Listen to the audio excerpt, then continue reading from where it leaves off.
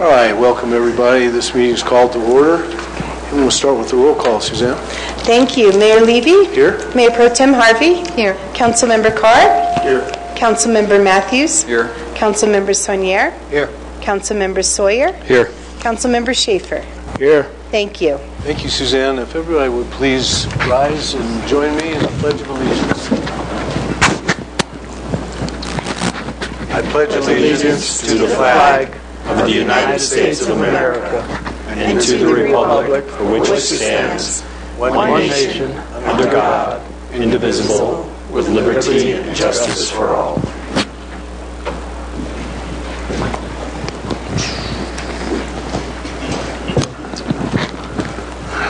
Okay, we're at number 3 on your agenda, and we're going to welcome Jim and Pam Weir and talk about the presentation to the American Veterans Rally. Welcome.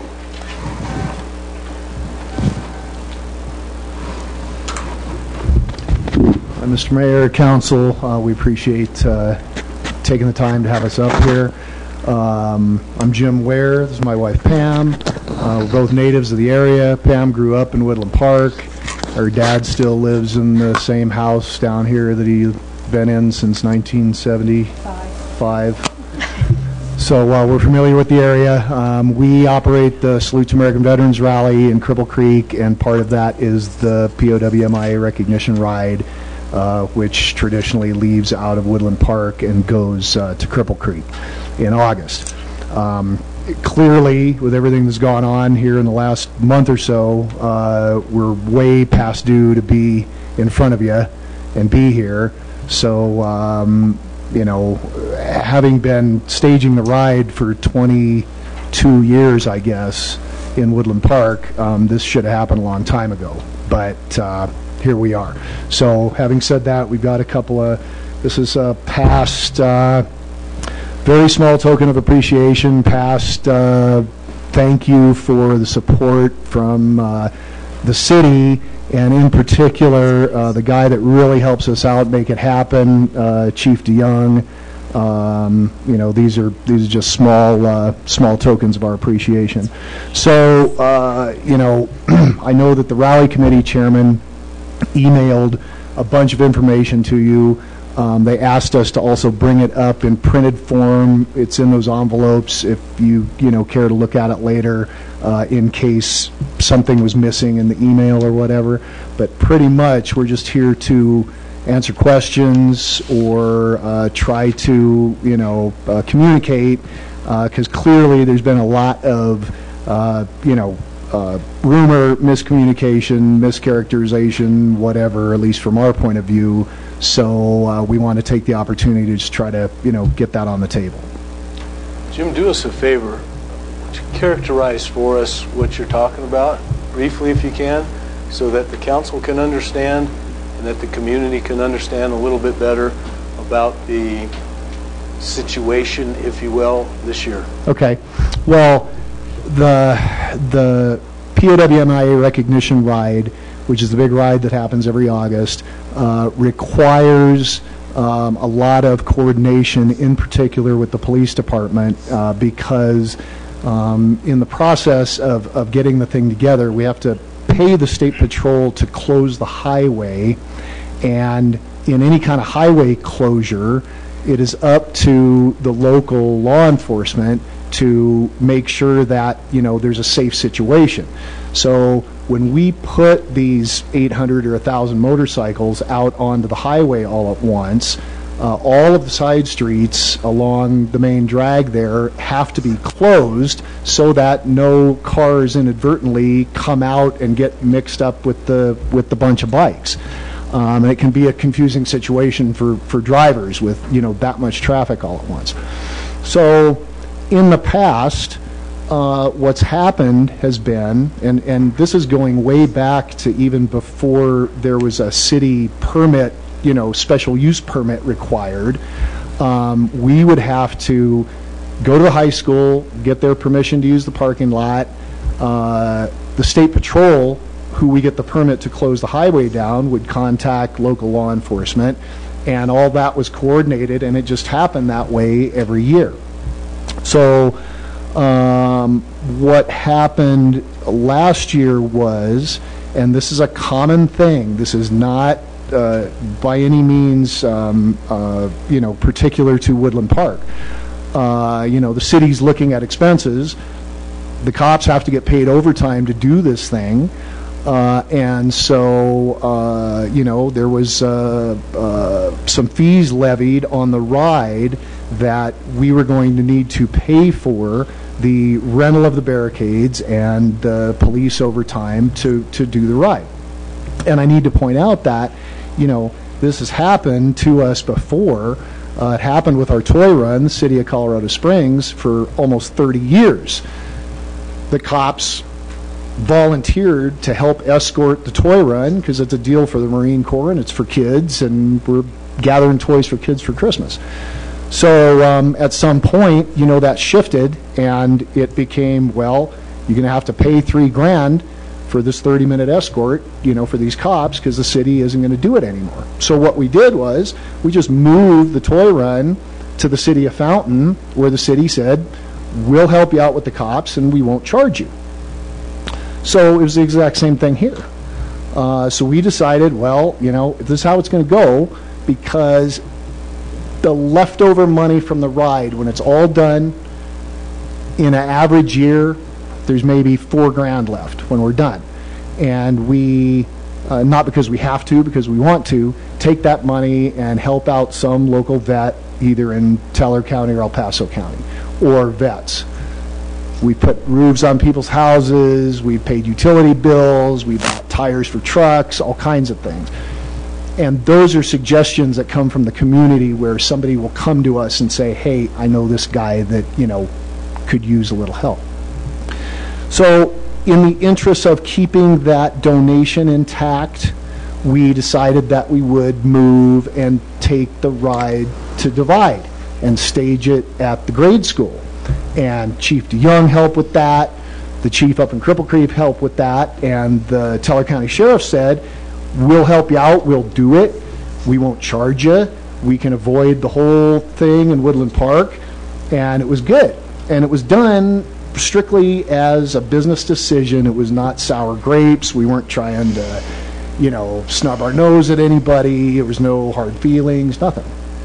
And it was in the newspaper a couple of times, and we didn't hear anything about it. No one from the city called, none of the constituents in Woodland Park called, until it went on the social media that we're going to move the ride. And then, pardon my French, but all hell broke loose, and it became very apparent to us that the citizenry, this was really an important deal that the ride stay in Woodland Park, which we didn't have any idea that was the case.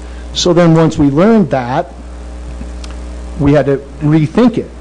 Then a bunch of business people, and I've got their names here, said, okay, well, if this is going to cost a couple grand to keep this thing here, if the city isn't going to pay for it, then we will. And they started ponying up money, at least saying that they would. So clearly then it was well, okay, now we got to rethink it. So after the chief did all this work to get us a spot in Divide and the chief in Cripple Creek, then I had to go back and say, well, I guess we're not leaving. I guess we're staying here. But in the midst of that, there was a lot of conjecture. Clearly, social media, anybody can get behind the keyboard and type whatever they want. And there was a lot of misinformation. And, it was the chief who said, you need to come up here and get in front of city council and make sure that everybody's on the same page.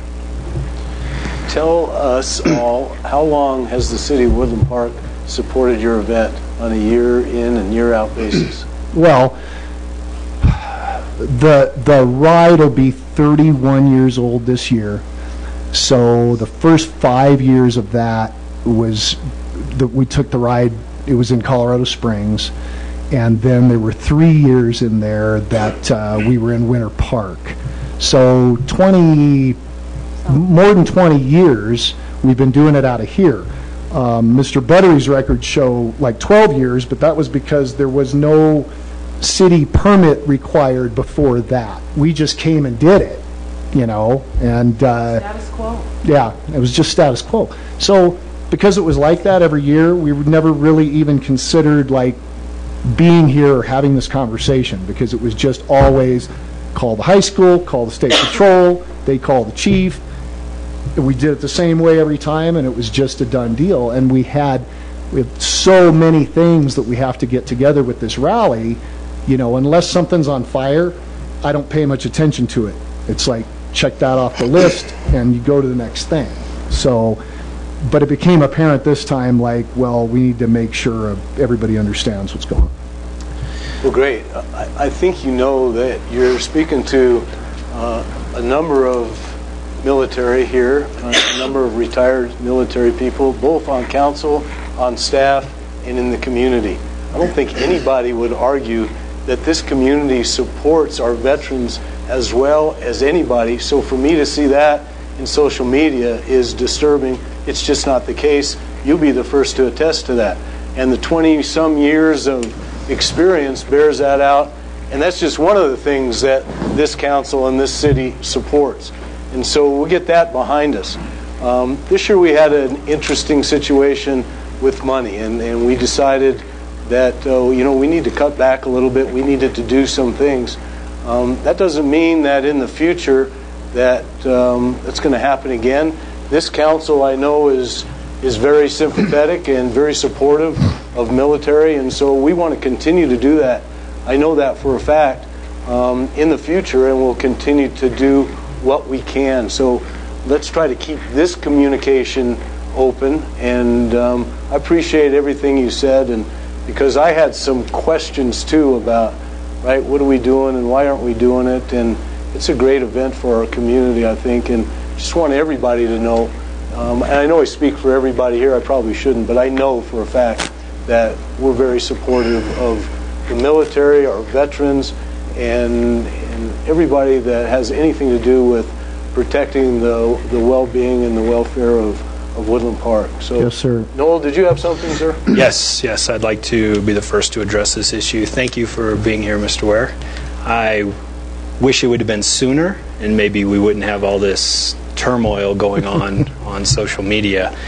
So I'm going to go back a little bit and talk about the budget process. I believe this was either 2016 or 2017. The council asked the city manager for any events to reimburse the city, non-Woodland Park events to reimburse the city.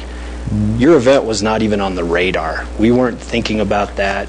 This issue would be more unintended consequences. We were more focused on the budget itself. We weren't taking a list of events that would have to reimburse us. We were just saying, well, maybe it would be a good idea if we rein in the budget that events. So I'm sorry.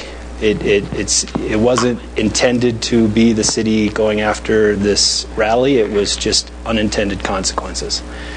So what I'd like to do is I would like to ask the council, now that I look at what you're requesting, City of Woodland Park, $1,490, I feel that this is a nice rally. I think it's great for the city. I like to see all the motorcycles go through Woodland Park. I know the community loves it. I hear all the kids, I love all these motorcycles, and the parents like to bring their kids. So I'm asking that we pay for this amount of $1,449, and then the individuals that donated, that money can go to a veteran. In fact, it's even in one of the emails here that, and I feel the same way, where it says at the end of the day, whether we start in Woodland Park or somewhere else depends on the support.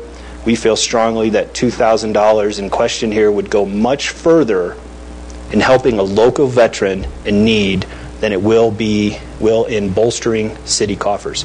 I agree with that statement 100%. So I would like to ask the council if we can go and allocate these funds to the rally. Mr. Sawyer, if I could Yes. very quickly, I appreciate that Sure. approach. but this will be a budget amendment, so unfortunately we'll have to go. You can certainly reach consensus yes. and direct me to put it on a future agenda, Okay. so that you can address it, and we'll make sure that it gets on there. But because it will be a That's fine. budget amendment, we need to take it back through the public process. I don't suspect there'll be any issues with the public associated with this. Whatever it takes, we need to Okay. put this to rest. No That's how I look at it. And I think you would appreciate that, too. We need to put this to rest. Absolutely. I want it to start here. Well, and let me make sure we're on the same page here. Okay. So there's two components. Yes. There is the component of the chief's overtime for his guys to work. Correct. Okay. Now, this year, it was $1,400 because the chief and Ryan, they worked really hard to come up with, some help from the sheriff's office, et cetera, et cetera. The original number was closer to 2,000, I think. Okay. I've got the numbers here. I'll help you with those in a second. And then there is the issue with the cones that are required for the closure of the streets. Right. So we ended up doing the same thing as the police department's been doing the last several years, which is renting those cones, and that is paying a company to bring them up, stack them up on the proper corners, and have them ready there to close those side streets when the ride's ready to leave, which was $750. Okay. So it was $2,000, which was a lot less than the original number that was thrown out. So it's certainly a manageable number. Now, at this point, I can tell you, if this takes some of the pressure off, we had some business people step up and say, we'll help do this. And we've never, as far as the ride goes, okay, different than the rally. The rally in Cripple Creek, it takes a ton of money to put that thing on. It's hugely expensive. So we have sponsors. So we have, if you look at the flyer for the rally, or the rally program that we brought you, you'll see tons of business logos on there. We've never commercialized the ride, if you will. It's always been just the ride. We've never done anything with it. Okay. In hindsight, because the city was throwing down to support the thing, we should have been putting the city of Woodland Park on the ride as the sponsor of the ride all these years, but of course nobody said anything, and so it was just over our head. So what we would intend to do is, whether it's the business people that said that they would pony up to support the thing, or the city, or a combination of the two, we would intend to try to give back some recognition, if you will, or for whatever it's worth, the exposure in, putting those logos on. And one big thing that we did, that we came up with was, and if you look on the front of that envelope that we gave you, that's got these two, okay, so on the left side, you see the logo that we've been using for 31 years now. It's a very recognizable logo, and it goes everywhere, and it's printed on all of our shirts and all the flyers and posters and the program and all that stuff. So we've never changed this logo in 30 years, but if you look at the one on the right, what we would propose to do this year and into the future, you can see we changed the red ring on the logo to where it says, instead of saying Cripple Creek, Colorado, it says Woodland Park 2, Cripple Creek. So we can do some little things like that, as a recognition piece, but it really doesn't, now that we know that it's this important to the citizens and to you all that the things stay here, we'll figure out how to keep it here. And it's not, I don't want this to be presented like either you do this or we do this. That's not what this is. This was just, we didn't understand how important it was for the people here that it stay here. And when we proposed to go to Divide, it was simply like, and you can ask the chief, it was like, what's going to make this easier and cleaner? That was why the decision was made. Right. So I really appreciate what you said, but don't think like we have to get this done or it's not going to happen, because it's going to happen. We're going to stay here one way or the other. Right. So I was following the Facebook thing for a while. I followed the newspapers, and I truly believe that this got a little out of hand. It did start here with the council when we asked the city manager to reimburse events, and then the city manager asked Ms. Manning to communicate that to, and she got beat up in the paper for no reason. And if you had come here sooner, we could have clarified that. I'm sorry, it wasn't on the radar, so I will apologize for that, and we'll make sure when we look at the budget a little more detailed, we'll start looking when we talk about events. We'll maybe go into a little more detail on the events. So I think whatever it takes. How about that? What we'll bring back to you with, right, because I'm hearing that I'm seeing the nods of the head to put it on a future agenda, and I'll bring back an amount of $3,000. The $1,450 that was the overtime, that was a bare bones approach from the police department to get it done this year. The $750 from Midwest Barricade really covers the materials. I'm not sure if it covers the setup or not, but we really need to hire them to do the setup and not have volunteers do it. There are standards, there's liability issues. So if we bring to you a budget amendment or adjustment of $3,000, we'll pay those bills. And so if it's not over the $3,000, we'll be fine. I suspect it will be less, but that gives us the flexibility to administer the agreements with the Barricade Company and to monitor the overtime, so they don't have to worry about that. That becomes our issue. What we would ask in return is the appreciation on the logo, but we would also ask that wherever you can to put our city logo. That's what we do with many events, is we get a marketing opportunity exchange for services like this, and so we think that's a real reasonable approach to do that. And so if with the nods of the heads that I'm seeing, we'll bring that back to you for a budget amendment of $3,000 to support that. I don't know, I may be asking you to look at the unrestricted unassigned fund balance if I can't go find $3,000, because it was a tight budget. You worked with us, and that's how we made it. So we'll look and see what options we have there. And I would just like to say this is great. And I know these T-shirts go all over the country, maybe even worldwide. So this is recognition that I don't think very many events can do. Well, so thank you. You're apologizing to us because like it wasn't on your radar, and it's the same thing. It just wasn't on our radar. We didn't think about it. We could have done that a long time ago, but it was never. Well, then this is good. Like, this Chief, is great, you good right? to go? Yes. Yep. Are you good to go? Yep. Don't be afraid to call us. We right. We don't bite. Vice versa. Yes. Well, okay. Thank you very much. Just a couple parting comments, if you will. This a great improvement for all of us, so we really thank you for that. And sometimes when you have some missteps, you improve along the way. Does it make sense, based on what happened this year, to do a kind of a private-public combination? Can still raise some money in the community, and the city can augment that. Clearly, there's people in this community that want to help. What would be the downside of taking that approach? You need $3,000. You guys try to raise 15 or whatever happened this year. The people will assign somebody to do that, and then the city will augment what you need. Doesn't that make sense? Yeah. No, there's no downside to it. And if there's, to the point, if there's, whatever's left over at the end.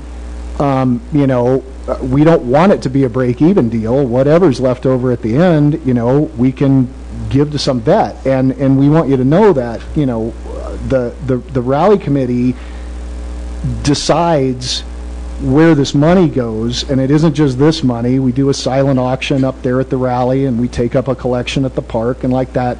But we don't go out looking for people. It's people that come to us and say, look, we've got a guy over here. This guy's been a resident of Woodland Park for 50 years and whatever. And we do that. And a lot of times you don't hear about it because it's not like we make a donation to the Eric Dixon Memorial. Well, we can hand over a check and the pictures in the paper and all that kind of stuff. A lot of these vets, they're proud people and they don't want their picture in the paper like they're taking charity. See? So for a lot of years, nobody except us knows what happens. But if we're participating together, and if you all or somebody from the community brings something to us and say, hey, we're still holding the money the money that, yeah, some of it, the money that we gave to the Dixon Memorial this year, that was from our silent auction in Cripple Creek. That was not ride money. So we still have a chunk of the ride money that we're sitting on, and we just haven't had somebody, come to us. So we can work together on all of those things, but there is no downside to some money from some merchants that get their logo on the stuff that shows their support, and some money from the city, and we don't care. And if it turns out to be more than enough to cover the cops and the cones, well, then that's just more that we can give out at the end of the deal. That's great. Thank you so much for everything you do. Anybody else, Carol?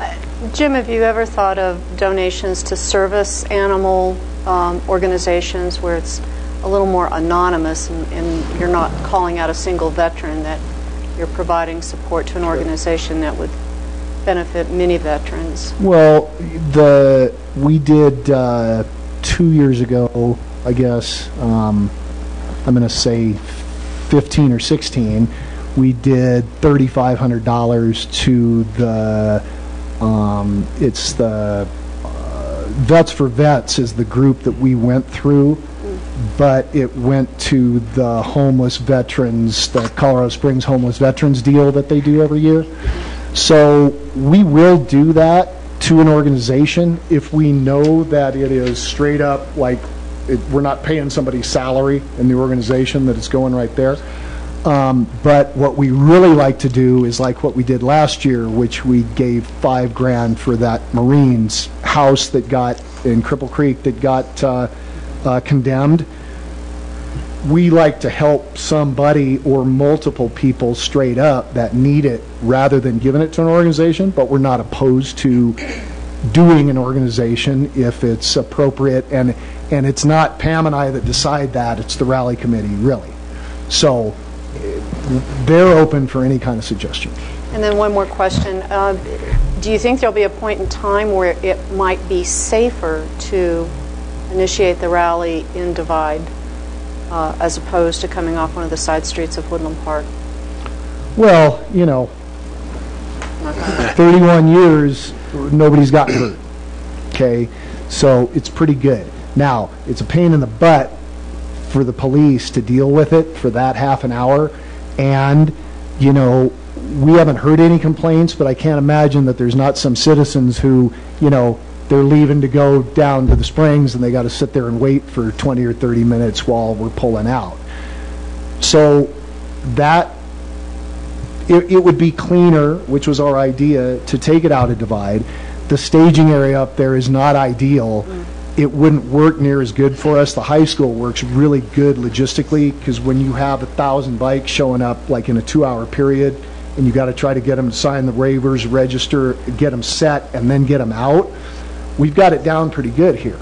So it's easier for us to stay here. If there starts to be public safety issues with this thing, then we got to look at that, and that's always our number one priority is, in doing any of these big events, public safety has to be first, because if that falls off, the whole thing, that's the end of it. But to my knowledge now, other than being a challenge for the chief, I don't know that it's, not safe. I think it's just maybe an inconvenience for some people. But clearly there's a ton of people that really like seeing it go through Woodland Park and make Woodland Park part of the whole weekend, and it's the biggest special event in Teller County. So we ought to be trying to bring everybody into it, as opposed to it just being a Cripple Creek event. I take my cues from the cops when it comes to that.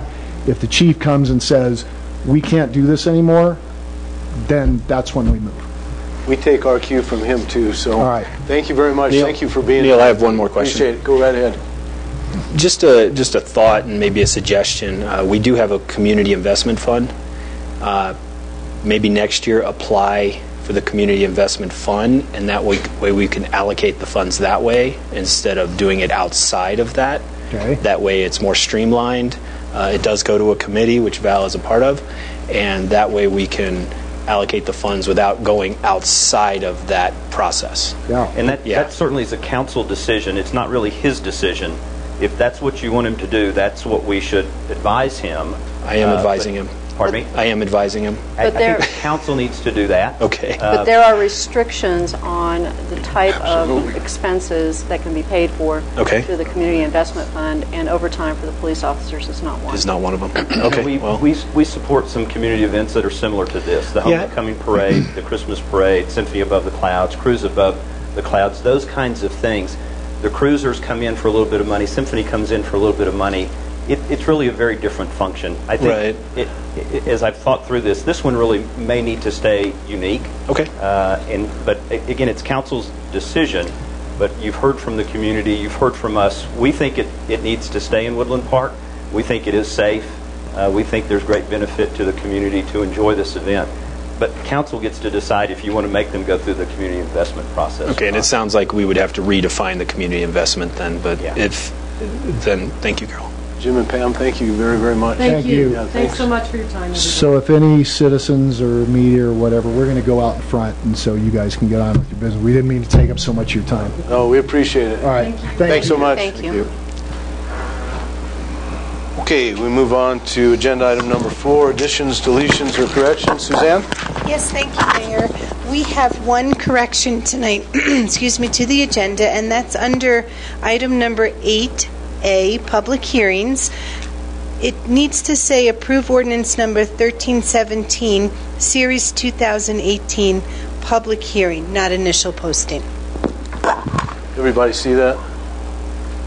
8A. Thank you, Suzanne. It's public hearing instead of initial posting on the first line of 8A. Thank Council, you. thank you, Suzanne. Any other additions, deletions, or corrections? Okay, we will move on to the consent calendar. Suzanne? Thank you, Mayor Levy. This evening we have one item on the consent calendar, and that's the approval of the minutes of the February 1st, 2018 council meeting. Council? Motion to approve? So moved. Second. Suzanne? Carr, Yes. Harvey, Yes. Levy, Yes? Matthews. I'll abstain. I was not here. Thank you. Saunier, Yes. Sawyer, Yes. Schaefer. Yes. Thank you. Motion carries 6-0. Thank you, Suzanne. Okay, we're going to move on to unfinished business and discussion of hiring the new city manager. I'm sure council has a lot of input tonight. Where would you like to start? I'll start with this, and you can add on. For those that don't know, we've received... Well, Suzanne, why don't you brief us a little bit on number of applications and where we're at in the process? As council will find on the dais, there's another envelope with 3 more resumes, which brings the total of resumes that we've received to date to about 23. Okay. Comments? Questions? Val, you've got the timeline somewhere close to you. What is the last date for applications to be received? The posting mentions a drop dead date of April 1st or unless filled. Unless filled. So we've got quite a bit of time. I'm thinking of a number of things that we have to do. Crafting the questions. Mr. Mayor, if I could make a suggestion, we do have a lot of time, and I would have to say the resumes that I've reviewed thus far are excellent. I am impressed with the talent that's out there and the desire to come to this community and the positive things that many of the applicants have said about the city. We do have time to review these resumes. We have a closure date of 1 April, but between now and 1 April, I would suggest, as we've discussed before, that we arrange for an HR specialist to come in and help all of us understand the interview process and help ourselves in crafting interview questions. If what has happened over the last few weeks is that we've tried to do council work via email. And I think we've all discovered that that is not exactly convenient. We sometimes miss the nuances of some of the emails that have been sent back and forth. I would also recommend that if we do have a decision that requires consensus from the council, that we do it in a special meeting. In addition to that, then I would also recommend that we have an HR specialist come in. And we talked about that there is some expense in that, but I think it's imperative that we do that in order to avoid any legal issues, and we do it sooner rather than later, so we're prepared when the closure date occurs. I love that approach. That was the approach I would have liked to use in the beginning, but we opted to go a different direction. What are your thoughts, Council, moving forward, knowing what we know now? Never. No? Go ahead, Paul. Never threw the HR expert out. Always wanted that. Always wanted that. Can we get consensus that we want to go in that direction? Do we need a number that we can afford to spend? What's that process going to look like? Is this something that Suzanne will help manage for us, or are we going to do that ourselves? Val?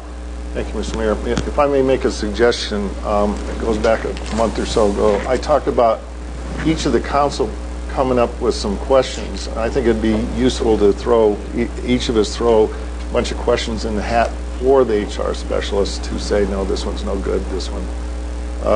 We also talked about trying to score things too. So I think it'd be useful if various people have different experience here to throw some questions in the hat for the HR specialist to look at. Well, I think we'll all have questions for the HR specialist for sure. But if we can get consensus, because we've got some time, I think for me it's the way to go. We've talked about our values and what our goals are for this year, and I think we all agreed that first and foremost we need to hire the best city manager that we possibly can. And so why not get the extra help to help lead us along the way? I know we've all hired people and fired people, but this is a little bit different situation. So I totally agree with Carol and would look for some consensus to move in that direction, and then try to figure out how we move in that direction. Mayor, if I may, Marnie Kloster, the attorney that reviewed the job description for us, had sent Attorney Smith some recommendations of HR specialists that we could hire that could come in and do the training and help with the interview process, questions and all. I can get quotes if council would desire. I have 2 of them. I can get quotes for you and bring them back to you at the next council meeting if you'd like. I love it. I have 2 issues that I'd like to address. We've had 23 applicants in 1 week. I mean, if we go till April, so what's the number that we want to draw and then look at? How do we want to do with that? When do we want to get that HR? As soon as possible, I think. Work with the applicants we have now? No. No. No. Okay. I'm saying this based on experience. Okay. We have a closure date. It's 1 April. If we start working with applicants now, that is unfair to those who haven't submitted their applications. Okay. We've got to wait to the closure date until we make any contact with any of the candidates. But we do have time to get some schooling and make sure we do it the right way. Okay. Thank you. And then the other thing, and I'm not sure I can talk about this, but just some clarifications on this, Suzanne, to make sure that you know what it is, the sheet that we're getting with the applicants. It says call or interview. I think that's just a check mark. That doesn't mean you call them. Absolutely. Okay. Right. Yes. That's a check mark. That doesn't mean you pick up the phone and call these applicants. That is not our job at the moment. Correct. It's more of an indication to ourselves who we like Right. than anything else, right? Just wanted to clarify because there was a concern of that. Suzanne, I'd like to see 3 people included in that process Okay. instead of 2. Would you all agree? Is 3 a good number? We pick from that. And do we have to wait for the next council meeting? Can we make some decisions? The next step really needs to be the HR consultant, because part of what has to happen very soon is that selection procedures have to be developed. So before you start doing anything other than a very general marking on the sheets that Suzanne provided with those instructions. Before you do anything beyond that, you will need to develop selection procedures. Those need to be part of the scope of services that we present to the HR consultants who provide their proposals back to you. So our task to the HR people is to help us in the selection procedure. But we have to pick that person first. Correct. Before anything else. Correct. So back to my question then. If we have 3 applicants, can we manage that through email so to expedite the process? Or do we have to wait until council meeting 2 weeks from today or March 1st? I'm just thinking about expediting that process. Do you all agree? Let's make. I think we're mixing some terminology. Okay. Applicants. You're thinking of HR applicants. HR applicants. Sorry. Excuse me. I'm sorry. 3 HR applicants, and certainly Suzanne can do some research because you've asked her to find get the information to you from the 2, and then find that 3rd one, and then work together to come up with some criteria. You have to have some criteria for selection. So we can do a little bit of research, and if we can get some information out to you, then certainly you can have that dialogue. And as far as the hiring goes, I don't think you need to wait till the next council meeting. I just don't know that we'll have all that information available to you in that 2-week period. And I'm just thinking process. Is that something we would interview people in front of council, an executive session? What would that look like? That's entirely up to you. Yeah. You could do a paper review. You can do a paper review with Skype interview. You could do a paper review, Skype interview, and in person. That really gets to be your call. So we could do a paper review, and if we all agree, we wouldn't have to go any further. We could just take it kind of step by step as we move forward. Let me ask you this, because, David, Suzanne's been, she's buried. I know we got an election, and we're giving her a lot of work to do. Council, are you comfortable if Suzanne uses her assistant, Chrissy, to help in some of these tasks? I know there was some concern that, it wasn't, I know we want to keep everything on the QT if you will, but is everyone good with that, with Suzanne using her staff to help in this regard? John? I don't know that it was an issue, I'm just asking. That's why you have a staff. Well, No. No. I'm just suggesting that Suzanne can have her staff help her in these processes. there was a perception that the council only wanted Suzanne to be the one that did anything associated with this process. And so that's what she'd been working on. And the mayor's right. She's got an election to think about. And so we have a staff that will keep things confidential. The confidentiality piece really is sharing the resumes outside of council. And there's no intent to do that. And so you should allow Suzanne to use her staff, particularly with this next step as it relates to an HR person. We all in agreement? Yep. We'll move on. Suzanne, thank you very much. Thank you. Carol, great suggestion. Well, the question now is, although I've recommended any decision that requires the consensus of the council either be done in a council meeting or in special session, probably in this case, if we can watch our email and monitor our email when the recommended 3 HR companies show up, and then we get a response back to Suzanne as quickly as possible. So we have that decision as quickly as possible, unless you do want to postpone it until the next council meeting. In either way, you will have an action item on that agenda to either ratify that hiring or to approve that hiring, depending on what the timing of it is. Okay, so at least if Suzanne does provide us a synopsis of what those HR companies can do for us and then their cost, and then at the next meeting we will ratify. Right. I mean, I think what she would supply you with are the proposals. Okay.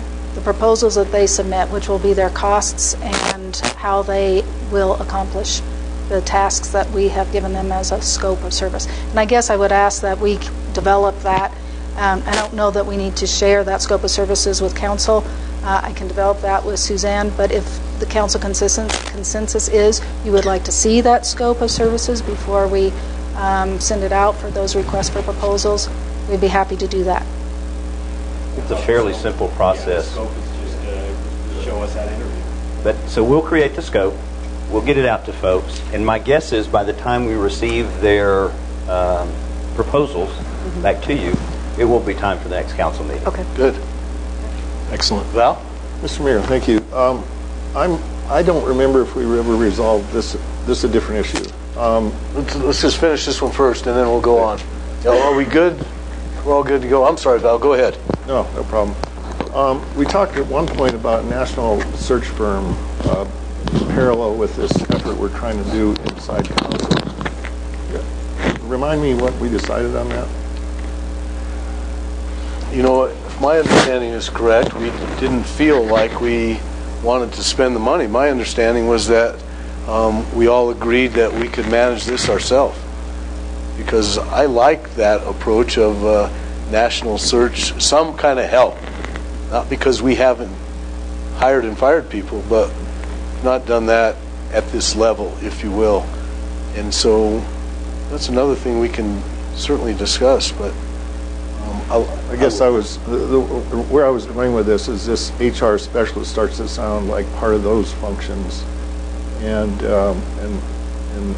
we're picking a piece of that and letting us do the rest. So we're getting some counseling for us so we can do a better job is the way I look at it, which I'm real comfortable with because, again, I want to do the best we can to hire the best person. I know we're all in agreement there. So a little help along the way. If we need more help, Val, we can talk about it. If I may, I thought the consensus, I know the consensus was that we not begin the process with a national level search firm. I've been quite satisfied with the resumes that we've received are certainly coming from all over the nation. I think there might have even been one from overseas, but this process is working. It was cumbersome for us to decide amongst ourselves on a job description and job announcement. It's done. To bring in a firm at this point in time, I think really does muddy the waters for any applicant who goes, wait a minute, you told me if I wanted to apply for this job, these are the sites that I was supposed to use, and this is the website I was supposed to go to. And we have a date certain now for the closure of the announcement. But I think at the next step, all of us need to understand what our obligations are in terms of the types of questions that we ask a candidate. And I think that is an expense that's well spent. That's my personal opinion. I agree. Anything else, Council? John? Well, I don't know that we all agree that we do a certain job science. We did. We John, did by consensus via email. Yeah, I'm just saying, we didn't all vote for that. But we did have the appropriate We had majority. consensus. We had majority. It wasn't unanimous, but we had consensus. And honestly, John, I didn't hear from anybody that said no. At the time, you'd have to show me an email that said they disagree with this consensus, because I saw consensus, hooray, let's go, and I never heard one person on this committee say anything like, I don't agree. I had a conversation with Val on the phone, if I remember, and we said these 6, and Val wanted 3. I said, can we go with these 2? And he agreed, and we went from there. And then I heard nothing after that. So honestly, John, I'm disappointed in your comment. It's not it doesn't have to be unanimous, but nobody ever said anything. So Well, I suggested 6 private job sites. That was my reason. and this committee agreed that 2 was enough. Turn your mic on, John. At least that was the consensus. I just wanted to make my position known. But John, that goes back to my point. This has been very, very cumbersome. I think there's been some misunderstanding via email, and aside from receiving information on potential HR firms, I think any future action that we take be done in special meeting or at a council meeting. I agree with that. And I will have to say that we have some excellent applicants. I read them over. I don't even know how these people have done as much as they've done in their lifetime. I mean, it's unbelievable. So I think we're on the right track. Yes, Really are. And I like this addition of the HR assistance. So thank you, Carol. Thank you, everybody. If there's nothing else, we'll move on to ordinances on initial posting, of which we have none this evening. So we'll move on to public hearing, and I'll read this statement. Council members use electronic devices to access the materials relevant to the public hearing before us. Be assured that it is the common practice of this City Council that these devices are not being used for texting, emailing, or other communications during public hearings. That said, we move on and have Sally Riley help us approve ordinance number 1317. Thank you, Mr. Mayor. I have a brief overview of ordinance 1317, which is to grant an extension to August 31st, 2018 of the conditional use permit that was granted to Conditional to Bad Rock Automotive. The existing condition and status of this conditional use permit is that it was granted back in November of 2014, and the applicant had 2 years to complete the improvements.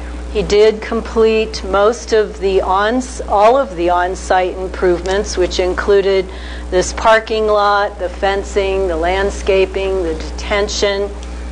And the only thing that was not completed was the sidewalk along Mountain Glen Court. As a result, in 2016, a 1-year extension was granted for the sidewalk, curb, and gutter to be completed. That did not happen. As a result, the staff sent a notice of violation on November 21st, 2017, laying out a number of options for Mr. McClung in order to cure the violation. He, as a result, submitted on December 15th, 2017, a request for a second extension, which staff felt was reasonable. Just to show you specifically, with the auto sales conditional use permit, he was required to do 104 feet of sidewalk, curb, and gutter. We also said that if he wanted to finish the 72 feet in order to connect both driveways of his business, that the city would reimburse him for the 72 feet out of the fees in lieu that were paid many years ago, about 10 years ago, when the auto repair shop was built. So he has a choice that he can either finish the sidewalk, curb and gutter, or he can pay fees in lieu, which is a little bit more than $5,000. Our findings is that this is a reasonable request since the conditional use criteria have not changed. Those are the 11 criteria. And the applicant has completed the majority of the work associated with the conditional use. It provides additional time, 8 months, for him to be able to obtain competitive bids or to be able to raise the funds to pay fees in lieu. With that, based upon the staff findings in the staff report and the testimony this evening, we do recommend approval of ordinance 1317. Mr. McClung is here to be able to address you. Council? Can I ask one question? Please. What do you mean by fees in lieu of?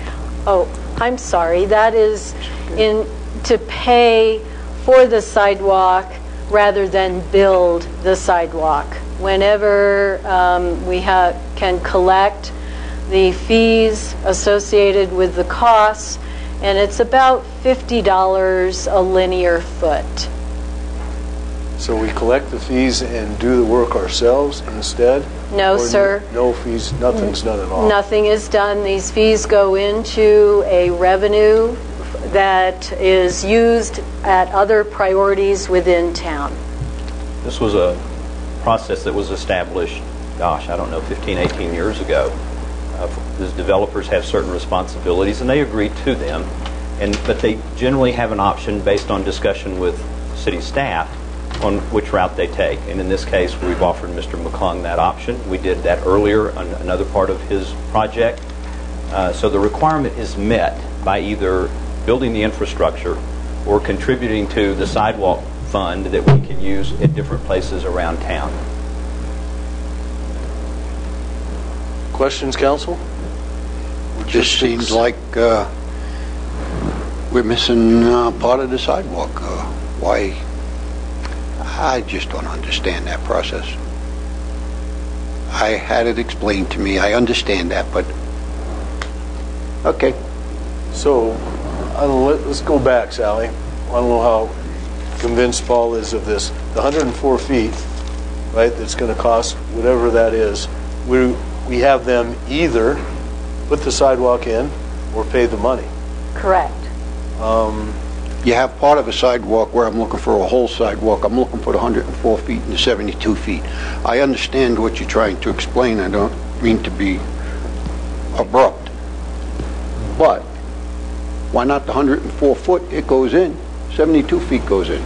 Pay him for it, $5,000. You're going to redirect it somewhere else to do sidewalk somewhere else. Or maybe another project somewhere else.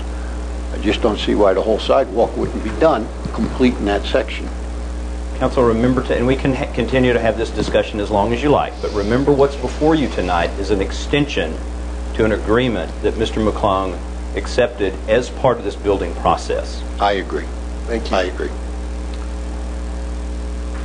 If we have nothing else for council right now, we'll go to public comment, since that's where we're at right now. Does anybody want to comment on this at this time?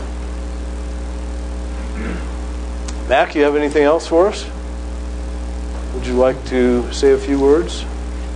Name and address would start it off just right.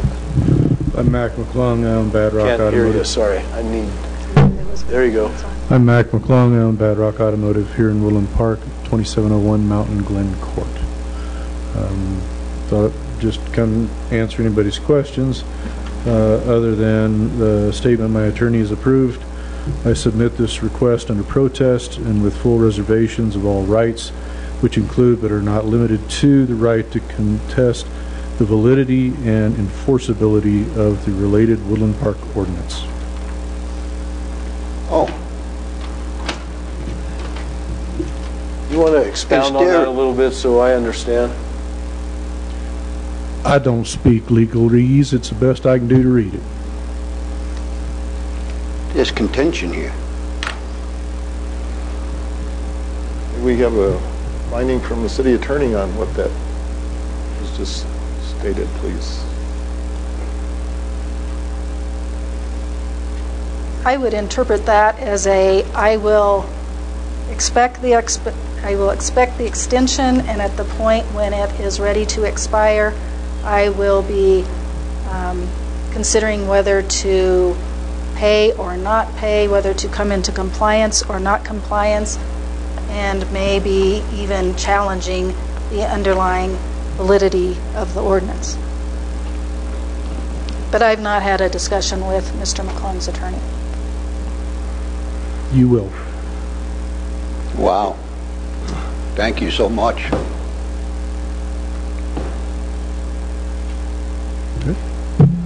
Council? Nah, this is a rat hole. I don't want to go down it. You want to expound on that? Well, he's in contention. He may not do the work. He's already spoken legalese. He's got papers. He has a position. He's not fully expounding on it, but he has a position. I think his position is not to do that sidewalk at the end of this extension. There's been a 1-year extension, a 2-year extension, an 8-month extension. Are we going to have a sidewalk at the end of 8 months? We've asked council and there may or may not be, we have to wait for the time to expire to then come back to this issue again. It's assuming we give him an extra 6 months. And it's assuming he agrees to anything, you know. If you choose not to grant the extension, then he must come into compliance Okay. soon. I'm not sure what that date is, Sally, but soon. If you grant that extension, then you're kicking this can down 8 months. So remember, that's what you're deciding tonight, is not whether you're going to face a lawsuit or whether it's right or wrong. It was something that was agreed to. We've given 3 years of extensions to try to be as business friendly as we could. Understand. And now he's asking for another extension. Understand. That's what's before you. I would suggest to you that the concern about a lawsuit or discussions with attorneys is not what you should be concerned with tonight. Well, I would say in response that this is the first time I'm hearing it. I understand completely what you're saying, and I will be voting on extension or no extension, nothing else. Sounds good. Anything else, counsel? I would just say in good faith, Max asked for an extension, and the staff has found it to be a viable request. I would say this, Mac, you're probably going to get a Corvette down at your shop soon that will pay for this based on the last bill. But and because of that, I would say move to approve the is it resolution? Ordinance. Ordinance, excuse me. Move to approve. Second? Someone? I'll second it.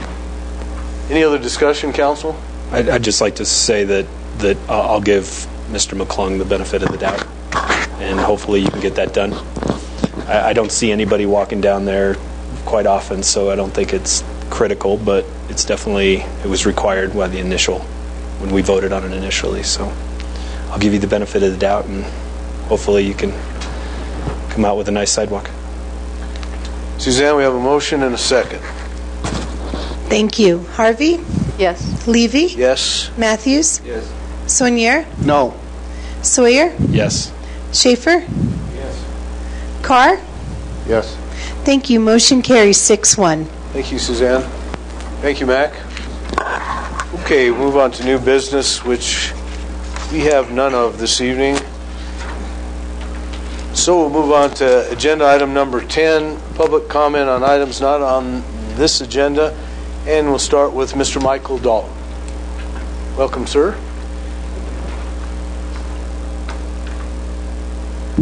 Michael Dalton, 413 Woodland Avenue. It falls on a weird timing, but I had some questions, and then it just made me started thinking about the swimming pool and the security of the swimming pool versus the public school. And I had spoke with Mr. Buttery about this once before, but public schools have different policies and procedures around security and around campus lockdowns and different things like that. Different than like a public park. You know, if I go to a public park, I don't have to necessarily carry an ID on me to enter the public park. I took my kids to the swimming pool this past a week ago or a couple weeks ago, paid cash, never had to show an ID or anything. And then some parents of teachers who are just asking about the pool because even though it may not be used right now with the public school, it is in the future going to be used with the public school and swim lessons. And when you mix the public with the public school, it's not necessarily conducive security-wise because Mr. Buttery has said that the pool will always be open to the public when the pool is open. And so that means that there will be school students intermingled with public residents, people from out of town that may just come up to use the pool, visitors, travelers, different things like that. And so maybe without violating anyone's rights or laws, come up with procedures on if there's a lockdown at the school, does it lock down the pool? We don't really require IDs, and I don't know if legally you can do that, but to know who's in the pool at the time and who's there swimming. Since there is a mix, the school takes responsibility for those kids when those kids are dropped off or brought in, and then if they're going over to the public pool where we haven't vetted the people that have walked through the pool. And so I would ask that whether there's procedures with the police department or that's procedures the city works with, that those things get thought about, because there is security issues, and it's just the world we live in. It also was brought up to my attention because I took a video there. And so somebody said, hey, did you go ask all of the parents to video there? And you don't have to ask parents to video in public parks or public places. It is just like we don't have to ask to put up cameras on public streets, or we don't have to ask. This is just constitutional right to be able to video wherever. Although if I were to go into a public school and start videoing, there are totally different laws, and I have run into those issues. And so when we mix the public school and the public swimming pool together, there should be some regulations and some rules. We do have public parks that are off limits during school hours. The Castle Park is one of those, which is right down the street. They close it down during school hours to the public. Right after school opens up, the public is allowed there. That won't be the case with the pool. And so just something to think about. Questions if you have me, but more than that, I just think it's a concern that we should address before there is a reason to. Other things that you may look at is like, we're an open carry state, and you can open carry in the parks, and you can open carry at Walmart, and you can open carry in stores and different places. You cannot open carry in public schools without problems, and so they're just safety and security reasons that should be addressed since we've got this new facility. That's a good question. Thank you very much. Thank you. We're going to have maybe the chief or David. You want to start? I'll start. Thank you for that concern. We are in discussions with the school on that security. We're working out what those agreement processes would look like. Just for the sake of clarity, the council will recall in the agreement with the school district, when students come over to use the facility for either PE or for swim meets, they're confined to just the lap pool. So I'm not denying that there will be an issue in the lap pool, but know that there won't be that issue in the leisure pool, because there will be the process to keep students from going into the leisure pool when they're there for a PE class. So we'll need to think about that. We do know that the school will be responsible for the students there, but what's that interface between our staff? We don't have, well, the interface between the staff. We'll need to look into that and make sure that that's covered. It will be a public facility, not a school facility, so public rules will rule, and we still need to have that discussion with them on what's that process going to look like. We want to be cooperative. If the school's in a lockdown, it will be very easy to do something in that lap pool to keep the students there. The other patrons that are there, they get to choose whether they leave or not. But I think it would be very easy for a teacher or a coach to keep the students in that lap pool. But that communication piece is key. Miles, do you have any other thoughts? Thank you, sir. Before that facility opened, Commander Halloran and a number of our officers were over there and involved deeply with the setup and the security and the policies and a lot of the procedures that are involved with that facility. So I know it may not be perfect, but we've covered a lot of bases there. It's probably one of the safest areas within the city when you consider there's 1 to 2 school resource officers assigned to that area, as well as 1 to 2 security officers, not to mention the 1 to 2 officers that are patrolling around town. So when it comes to security, we've got a lot of officers that are in that area, as well as security on top of the video from the school, as well as the video that's at the pool facility. So you're correct, it is a public facility, and a lot of people are able to interact within there as they wish. I would be leery about going and IDing people going into a public area. I'm very sensitive to people's rights when it comes to that, and a lot of times it's a feel-good thing that people wish to know who's in there, and so I'm very cautious about going down that rabbit hole. So thanks for bringing that to our attention. We'll work with the school district to make sure that we have the safest facilities possible. Thank you. Thank you, Mr. Dalton. sure in light of what's going on in Florida and around the world that we're all very, very concerned about security and safety. So thanks for bringing that up. Okay, next on my list is Tony Perry. Tony Perry, 330 Ponderosa Court. I would like to invite City Council who are members of the Chamber to our Chamber event next Tuesday and to bring your checkbook, please. What we're doing, previous council meeting, you approved unanimously to move the Dixon Memorial Project to Memorial Park. They have completed the funding for the statue itself and actually have engaged the sculptor, which is awesome.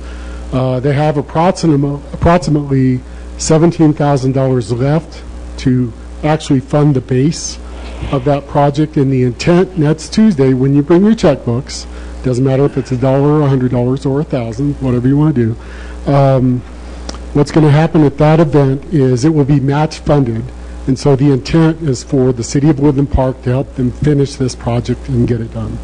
And so somehow, some way, we will complete it next Tuesday, but we invite you to bring your checkbook to participate. Thank you. Tony, before you leave, how far away are we?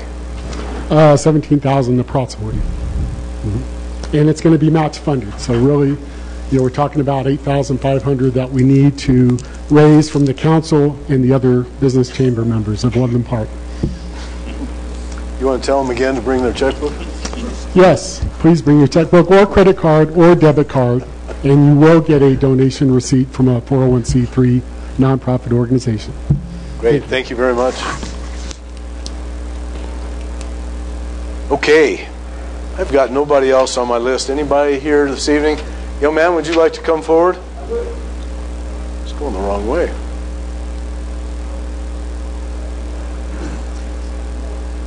Thank you, Mr. Mayor. Scott Davis, 8250 Emporia, Cascade. Not being a citizen of this fine city, but working here, I appreciate everything you all do.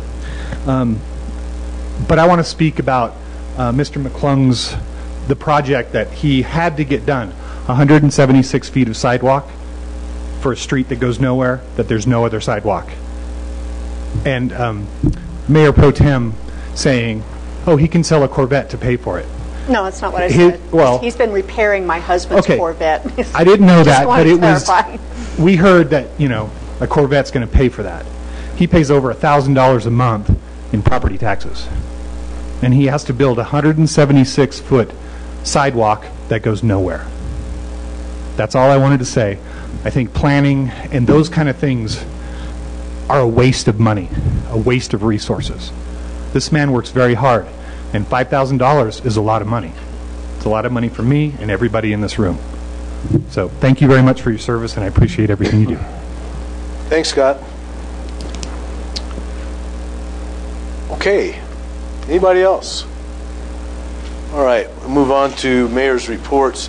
And as long as Mr. Perry spoke about the Dixon Memorial Project, Council, this is mostly for you, and you'll remember that the primary reason that the Dixon group wanted to move the memorial because of the fear of what CDOT might do to Lions Park at some time. Everybody's very well aware of that, and so that was kind of the defining reason that it got moved. So, what I would like to do is, I would like to, for future councils, when we're not here anymore, I would like to get consent from all of you to kind of pass down to future councils, and we'll place it in the record that if indeed Lions Park Memorial, anything over there needs to be relocated, that we recommend the possibility to move it to Memorial Park. So if, in fact, CDOT comes in and says we need to do this and this, and we have memorials there already, I would like us to all agree that that's a good time to be able to move it right to Memorial Park. That's what we did this time. I think it made a lot of sense because some of us weren't necessarily ready, willing, or able to consider it there until that point, but it made a lot of sense. So if I can get consensus with that, and Suzanne, I don't know what that might look like or what we need to do, but for future councils to kind of know that this council believes this is the path moving forward. I will note it in the record. And we'll create a memorandum for record that will be something different that we'll keep not only with the clerk's office, but also with Public Works, with the Parks and Recreation Department, with the city manager. We'll have it multiple places so that it will be on the record that should that occur, we know that that's what the intent of the council, the staff, and the community would be. Council have consensus on that? Yes. Typically, we memorialize those in a resolution. I don't know if that's appropriate. Absolutely. We could do that? Yep. Okay, great. Thank you very much. Moving on. Again, tagging on to what Mr. Perry said, Tuesday, February 20th, 5:30 to 7, the Chamber Business After Hours will be at Shining Mountain Golf Course. And in case you didn't hear, please bring your checkbook. Wednesday, February 28th, 7:30 to 10, the 6th Annual Teller County Economic Forecast at the UPass Cultural Center. Call 687-9885 to register. And Thursday, March 1st, 11:30 to 1, Chamber Lunch and Learn, Structuring Your Business to be Fiscally Successful at the UPass Cultural Center. Again, call 687-9885 to register. And let me just see. I'm going to wait on the written correspondence and move on to Mrs. Harvey. That's all I have. Two things, Mr. Mayor. Tomorrow I will attend the Policy Committee meeting for Colorado Municipal League in Denver. I sent out the action items for the council to review. I didn't receive any response back on those, so I will, in most cases, support the League's stand on a couple of different legislative actions. I did also have some input from the Chief of Police. Many of these had a law enforcement flavor, and I just wanted to let you be aware of a couple of these. The CML opposes House Bill 181178. This is called the Colorado Politician Accountability Act. It's a measure that allows victims of certain crimes committed by immigrants in the country illegally to sue elected officials, including city council members, if those elected officials approved a sanctuary situation. You know, on the surface, I think this is a great idea. I would support it, except there are so many devil in the detail issues with this one. The CML has decided to oppose that. Miles has also let me know that, again, it probably is a good idea, but there's just too many variables in this particular piece of legislation. Does that mean you can go back and sue someone after they've left office? There are a number of problems with it. In theory, in my heart of hearts, I believe there should be some type of action for or reaction for an action that may, in fact, not be the best for the community. So I will vote to oppose that one as well. Another one that came up that I thought was interesting is a marijuana delivery pilot program. The CML it has really said that they would be neutral on this. I'd point out that this is the ability for retail and medical marijuana outlets to deliver their product.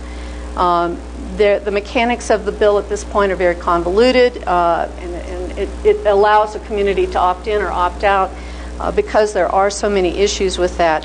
I will vote to oppose that one. Unless there was other input from the council on any of these other issues, as I said, I will support the rest of the CML positions on the various legislation that they're bringing up. Now, the second item, I just want to read this into the record. I have copies of this if you want to distribute those, please. We discussed earlier the challenge of trying to come to consensus on the process that we're going through to select a city manager, and that we did have some issues with all of us following our email, understanding that none of us can correspond with the council without first having that correspondence forwarded by the city clerk or by the city manager. We had an issue that came up last week when we were trying to decide on what sites we would use for a job announcement. I was actually on travel in Washington, D.C. I was still following the email trail on this particular issue. And it became evident to me that Suzanne had no clear view of the consensus on where we would post those announcements. So I called the question. As long as we were going to do business by email, any one of us had the right to call the question. And I called the question. The mayor contacted enough of the council members to come to consensus, at least 4. I'm not sure how many you got. But at some point, we did have that consensus on the sites that we would use. And that was February 7th. The city clerk, Suzanne, stating that based on direction from Mayor Levy, I will be posting the job advertisement on the following sites today. And that was the 7th of February. And then she lists those sites. And she thanked us all for giving her the direction to proceed. After approximately 10 days of emails, this is what the council had decided on, and when Suzanne began the process of posting these jobs. At 4:45 p.m. Wednesday, February 7th, Suzanne received a phone call from Indeed.com. Not a bad site, but it was not one that we selected by consensus.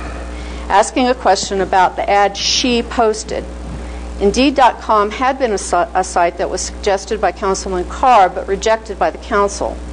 Suzanne told them she did not post an ad to that site. Indeed.com told Suzanne that someone named V. Carr had posted the ad. Councilmember Carr had no authority to post this job on Indeed.com after a council consensus was made not to include this site.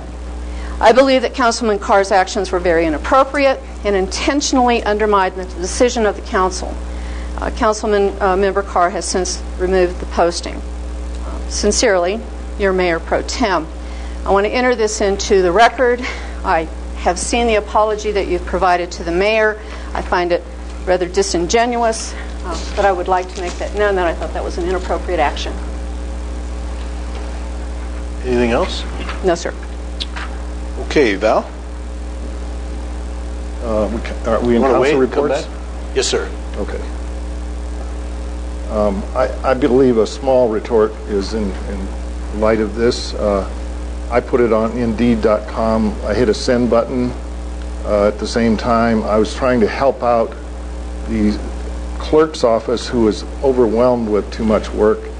Indeed.com is a site that I have had for a long time and posted a job. I was doing a favor to the clerk, I felt. Apparently that was not received that way. So I immediately withdrew that ad. Unfortunately, Indeed.com was an excellent site for private sector people to find these kinds of jobs. As Councilman Schaefer mentioned, we have 7 public sector sites and only 2 private sector sites. So my intention was just to help out the city clerk. Unfortunately, that's not the way it was received, and I apologize to people. I thought we were a committee up here and could help out each other, but apparently that was not the way it was received. So thank you for your reprimand, but I was trying to be helpful, and I apologize if somebody thought I stepped on their toes, but I have nothing else for a council report. Thank you. Ken? Yes, just a couple of things. Keep Woodland Park Beautiful Committee has a couple of new people I need to mention. Our new chairperson is Gary Rollins. Jan Wilson is vice chairperson. Of course, she's been involved for a long time. And Kimberly Rainey is our secretary. So I'd like to thank those volunteers for helping us out as always. And as always, continue to remind people about bear wear. Even though we're in the middle of winter, you wouldn't believe it, of course, looking outside, but keep that trash in till the morning the trash gets picked up, or else you need to get a bear-proof container, and especially as we get closer to spring. Keep that in mind. Thank you. Thank you, sir. Paul? Yeah, I have deep respect for our first responders and what they do. I have a great respect for the Constitution of the United States. I wasn't going to go here, but I never saw it in the Constitution about sanctuary cities, immigration, and other issues that are floating to the surface right now. Very, very disheartening that our lawmakers would dilute and just bring about these issues and make them problems for communities and states and citizens. I think it's very disheartening what our legislation is doing here in Colorado. I wish it was different. And I'm very saddened, and my prayers go out to those victims in Florida and elsewhere. And it's just devastating. And there's nothing I can do, but my prayers are with our schools, our legislators, our first responders, and our children. Please, parents, love your children, take care of them, and keep them close. Thank you. Thank you, sir. Mr. Sawyer? Yes, I'd like to address the comments that Carol made. I'd like to put this on for the record also. I'd like to address the council, staff, and the community on recent events that Councilwoman Harvey has presented. Planning Commission, Park and Rec Advisory Board, Keep Woodland Park Beautiful, Downtown Development Authority, Teller County Board of Commissioners, Northeast Teller County Fire Board, Habitat for Humanity Board, the Cupboard Board, Community Partnership Board. I can go on and on about the numerous boards we have in the city and county. Each board serves as a critical function in making sure that no one individual can make decisions that affects the organization that it represents. A board makes a decision on an issue, and once that decision is made, they work together as a team to achieve that goal. There are fundamental unwritten rules when one is part of a board or a committee. One of these major rules is not to take personal action outside of the board. If any of these rules or unwritten rules are broken, in most boards, that member would be asked to step down. The recent issue with hiring a new city manager is just one of the many unwritten rules that Councilman Carr has stepped over. I feel that I am in my right to mention the following facts, since they are pointed at myself, the council, the city staff, and the community. Number one, Courier editorial calling the city staff and the workers lazy. Mr. Carr apologized and mentioned that he wrote these words when he was not feeling well. Number two, in a recent article, Mr. Carr running for mayor, he mentioned that he is the only one that reads the packet. Once again, showing he feels the rest of the council is lazy. Number three, a recent issue with the city manager process, Mr. Carr apologized and in the same paragraph said that he is the only one involved in the city manager hiring process. This is another poke at the fellow council members saying we are lazy. Number four, Mr. Carr voted to get a 10% reserve for the 2018 budget. The city manager worked the budget. He was able to meet the 10% reserve the council requested. Mr. Carr votes against his own request on the budget. These actions show poor judgment and a complete disrespect for the city council, the city staff, and sadly, the community. These types of statements do not help the community come together. They only divide us further. As a representative of this wonderful community, I want to be able to work with all my fellow council members in a positive direction that makes certain the citizens of Woodland Park have the best quality of life. Sadly, the trust has been broken and the working relationship scarred. We have a council member that does not want to follow the rules and is causing tension among the council. Finally, this council is strong, and we will work through the turmoil because our duty is making certain this community is the best it can be. Thank you. Mr. Schaefer? Nothing to add. Thank you. Move on to City Attorney's report. Okay. City Manager's report.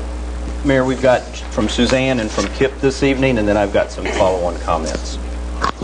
As always, Council, just a quick election update. We are currently working with the election company on the ballots, and we are preparing the curriculum to train our election judges. As Council will recall, there was a new bill passed that the city municipal elections, we have to do signature verifications, which is something that we've never done as a municipality. So we are preparing the curriculum. We have to train all of the election judges on how to do signature verification. So we're doing that, and we've been answering lots of questions. That's my update. Two updates, one on the wastewater treatment plant and one on the reservoir. First off, the wastewater treatment plant has been changing daily. Starting Monday, the PLC, the Programmable Logic Controller, or the brain of the plant, was removed. We've been operating in manual mode, which means staff works in shifts. So they're there at basically all hours of the day to make sure it's functioning properly.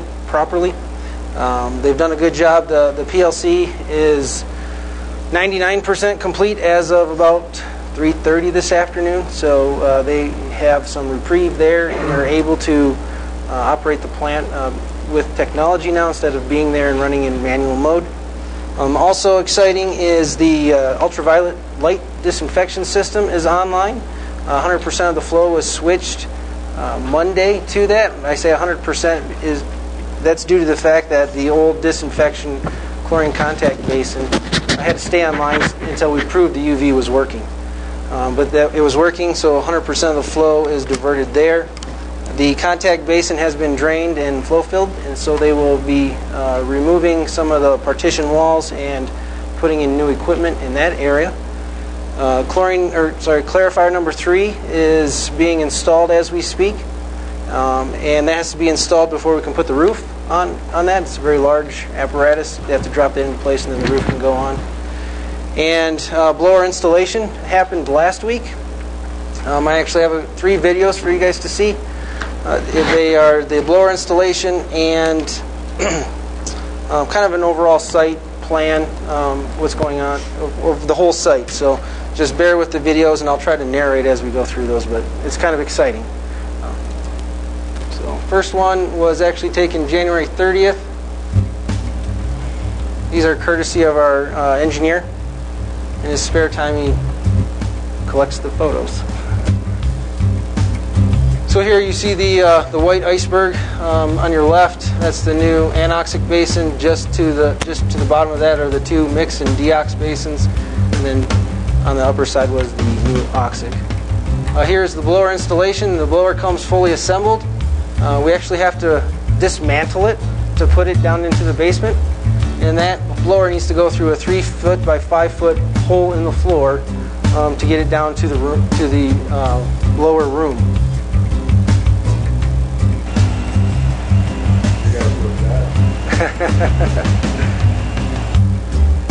It's just kind of a tight. They're actually pouring concrete this day with a pump truck, concrete truck, and then also tearing this apart. And then you'll see basically them taking it apart, sending it through a double door on a little cart, and then using a pulley to drop it into the basement and then reassemble it. The manufacturer actually comes, they have send a representative that comes to make sure that it's put back together properly, so it still has a warranty. So there's a 1-year warranty on this item, and that representative basically puts it all back together and makes sure it's operating properly. What's exciting about this blower is we were able to upgrade to those hybrid blowers I mentioned a few months back.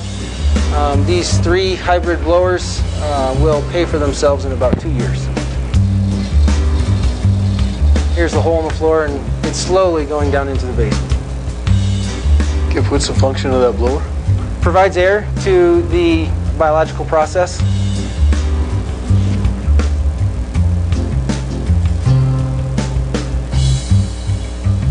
And if they went down that fast, the workers would be much more excited.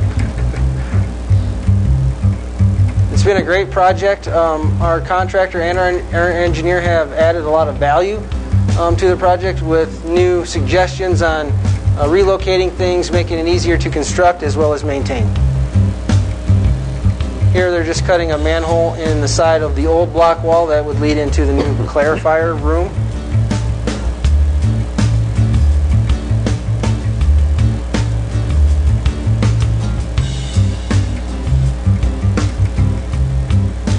You have music in the background? There is.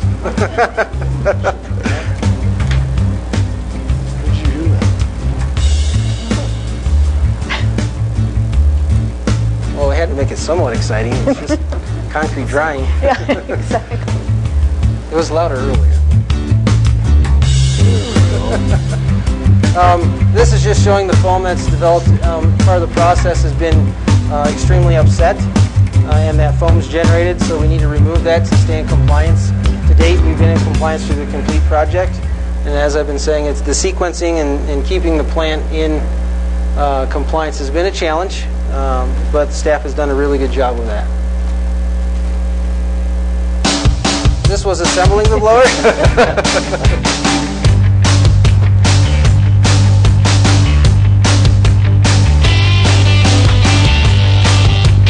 So the blower here replaces, you see the green apparatuses to the left and to the right, it replaces one of those. The blowers are actually so quiet, you actually have to put your hand on it to actually see if it's running. The old blowers in this room, you need a hearing protection.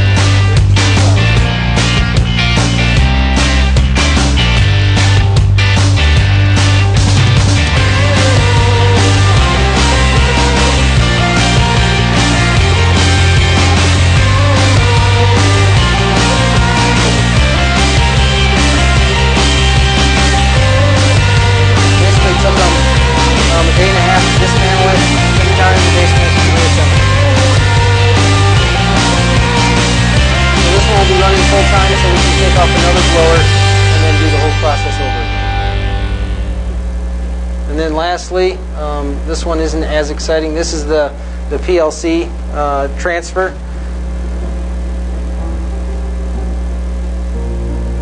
And the music's a little different on this one. Try to stay awake, I guess.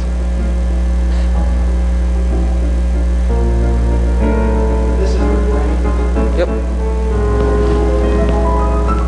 You see all the switches to the left? That's basically the operational switches, power on and off, operate in hand and auto. But what you see here is the plant computer. How everything functions with SCADA, when things turn on, when they turn off. Sends out alarms when needed.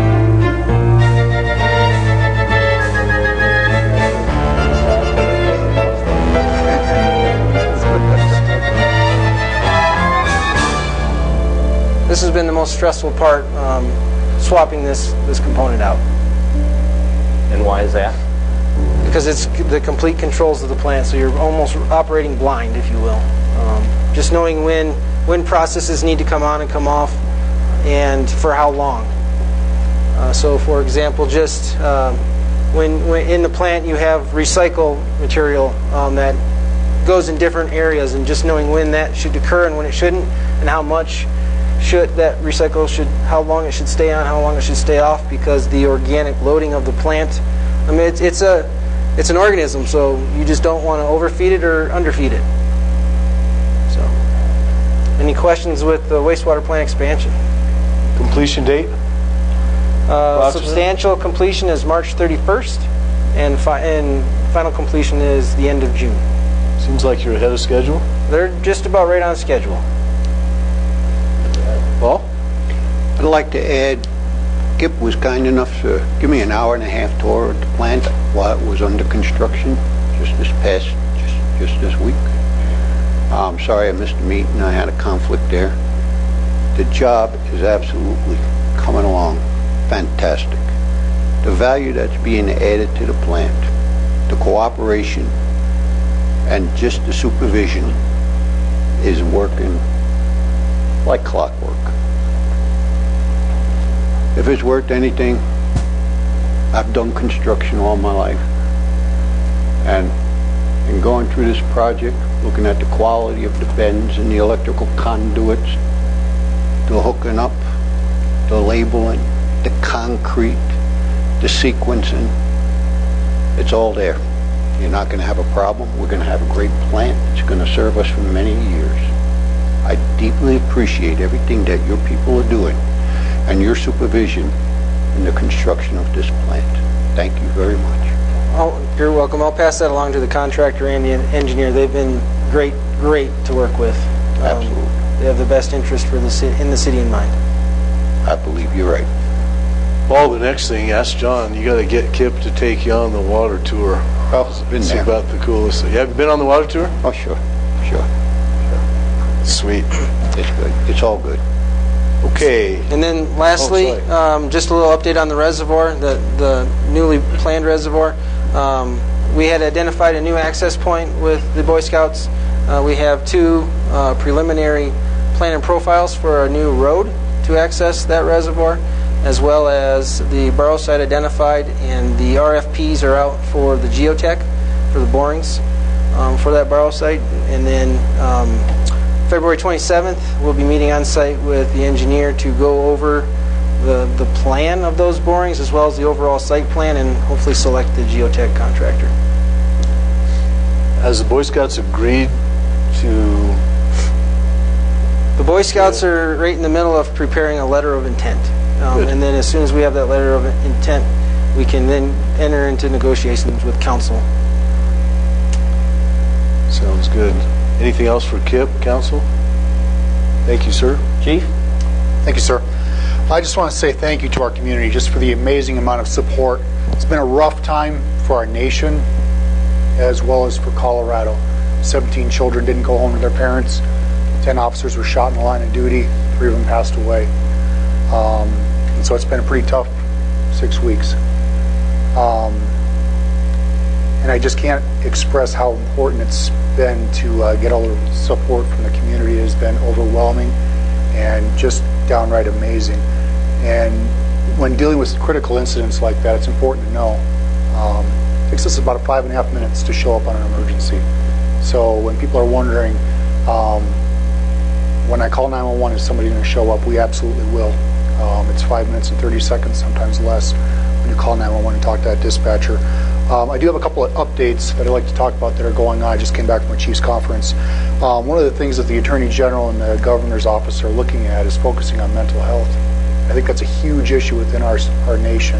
And when you consider 2/3 to 3/4 of the people that are incarcerated have some kind of mental illness or disorder, that's a big part of the population that is not getting served by being locked up. So I'm happy to see that they're heading in that direction.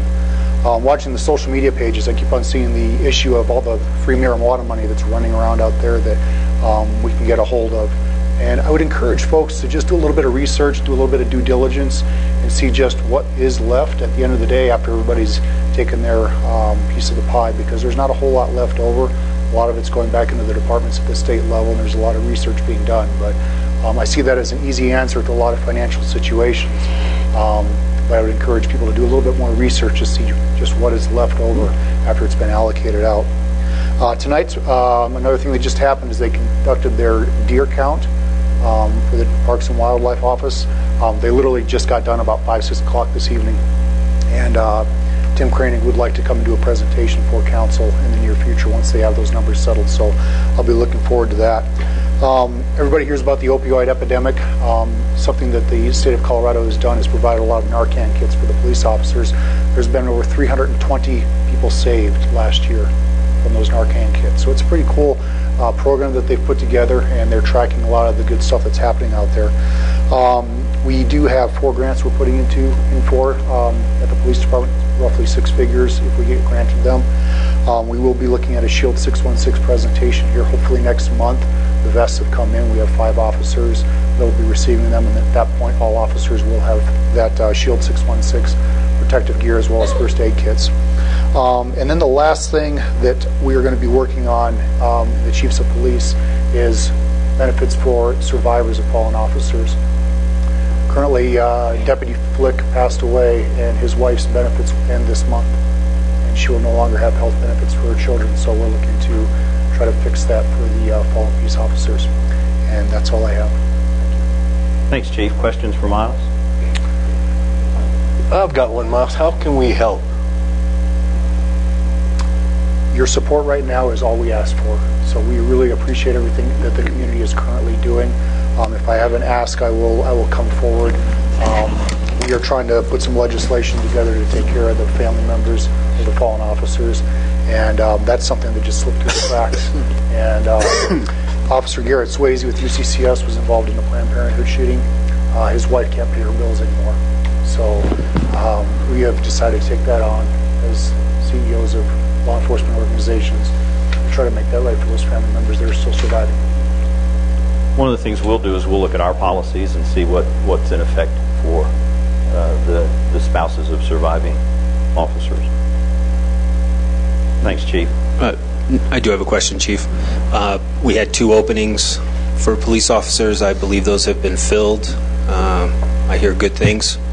If you want to Thank you, sir. talk about that.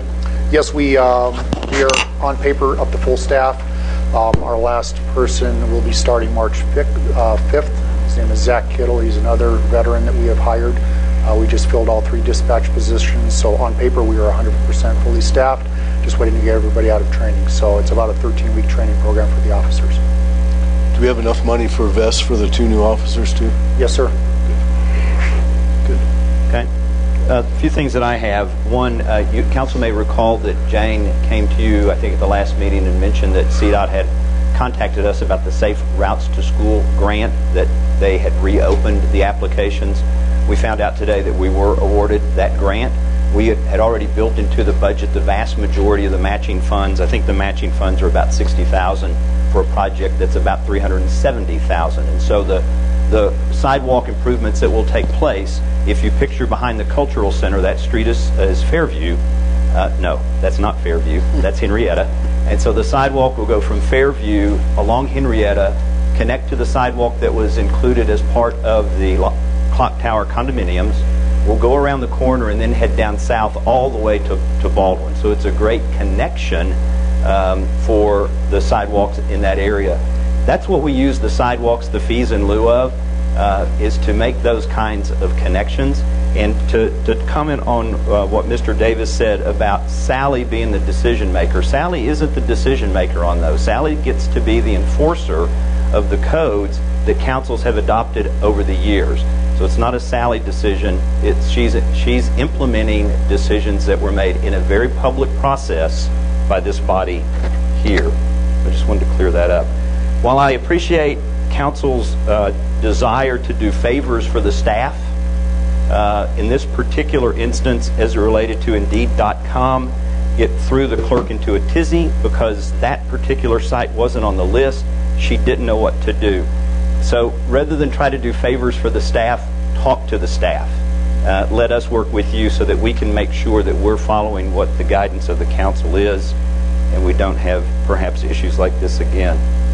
Once again, I feel compelled to correct some errors and comment on recent items published in the paper because citizens have approached me and are concerned and confused, and I don't want them to reach wrong conclusions.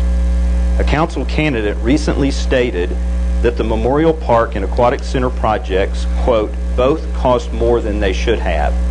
I cannot argue if it is his opinion that they may have cost more than they should have, but I can factually state that all 3 recent capital projects, the Fleet Maintenance Facility, the Memorial Park Renovation Project, and the Woodland Aquatic Center did not exceed the budgets that were approved by City Council. He further states that, quote, we need to be more transparent in our dealings with taxpayer money. This implies that we have not been transparent. Every decision that was made concerning the funding of these projects and utilizing taxpayer money was done in open, public meetings, as did all the discussions on sources of funding for the projects. The decision to move the Aquatic Center from Woodland Station in downtown Woodland Park to the site on Baldwin Street was based on money. It would have cost millions of dollars more to build on Woodland Station. By building on Baldwin Street, we avoided all those costs. How is that not good financial stewardship? And again, these discussions were done in public meetings in a legal fashion. He further states that, quote, tax revenues have been going up every year roughly by $500,000, $500,000, to quote specifically.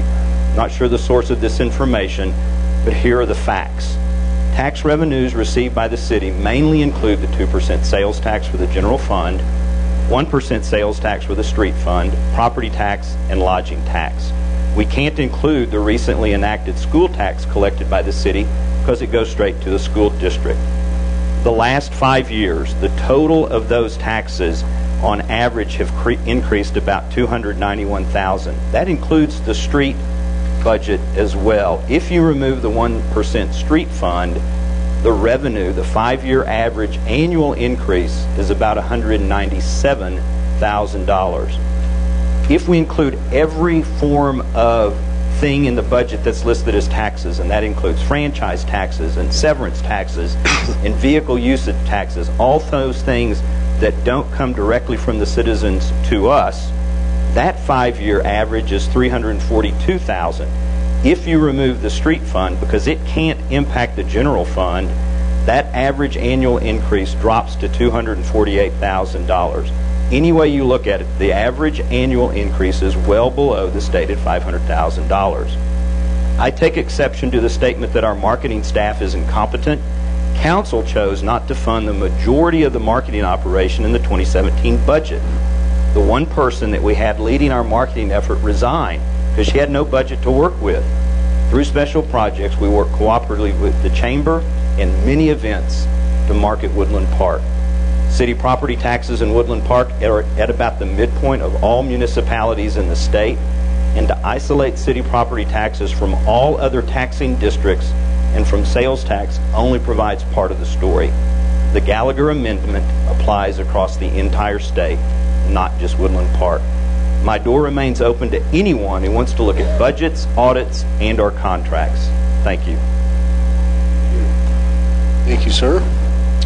Okay, we will move on. Just a couple things that I forgot to mention that I think are important. The high school is doing great things again, specifically in athletics. I can tell you that we've got a very, very good chance. We won't know until Saturday night probably, but very good chance that our high school basketball team is going to make the state playoffs this year for the first time in, I think, 10 years. I could be wrong on that number, but close to 10 years. And so kudos to Coach Genesee and all the kids at the high school, just doing an amazing job. And then, and my bad in this regard, I don't know the names. I should have, but I didn't write them down. But we have 4 wrestlers from our school that are competing starting today at the state wrestling tournament. And so I don't think it's the most we ever had. I think one year in our history we've had 5, but this year we have 4 wrestlers that are competing, and so another time kudos to our school system and all the great things that they're doing there. In closing today, I just want to read a positive email relative to the pool, and this is from Cord Prettyman to Karen Valdez, who is the manager, as you well know. Just want to let you know that I'm getting really positive feedback from my clients and others who are frequenting the aquatic center. They love the pool and the aquatic classes, and those who are taking your classes really like you and appreciate your expertise. Not me, Karen. Most impressive is the difference getting in the pool regularly is making in their soft tissue and skeletal issues in their overall fitness. And the positive social atmosphere that has been established at the center is yet another appreciated dimension of our community pool. Just thought you might enjoy some positive feedback. Keep up the good work, and best regards, Cord Prettyman. So thank you to Cord for that, and thanks to everybody again, staff at the pool. Continue to hear nothing but great comments on our aquatic center. That said, I have nothing else. Council, anything else before we adjourn? Thank you all for coming tonight. This meeting's adjourned. You had a